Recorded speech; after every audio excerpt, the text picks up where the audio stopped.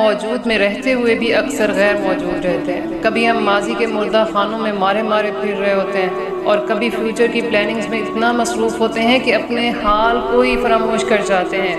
ایک بات یاد رکھیں، ہم کچھ بھی کر لیں، ہم اپنے ماضی کو واپس نہیں لا سکتے، ان گزرے ہوئے لمحات کو واپس نہیں لا سکتے، اور مستقبل وہ تو عالم غیب میں سے ہے۔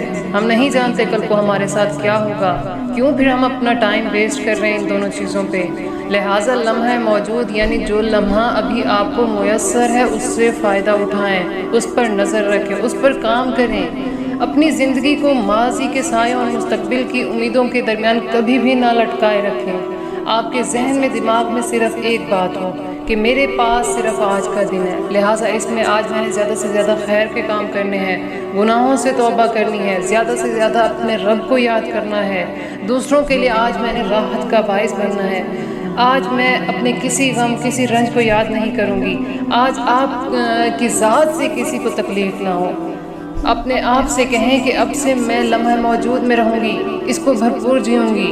اے ماضی جا اپنے سورج کی طرح ڈوب جا، نہ میں تجھے یاد کروں گی نہ تجھے روؤں گی، کیونکہ تو ایک مردہ لاش کی طرح کسی کام کا نہیں اب۔ اے مستقبل تو عالم غیب میں سے، اور میں خوابوں اور خیالوں کی عادی نہیں۔ جو چیز ابھی پیدا ہی نہیں ہوئی اس کے لیے کیوں خود کو اذیت دوں، کیوں خود کو تکلیف دوں، کیوں اس پر وقت ضائع کروں؟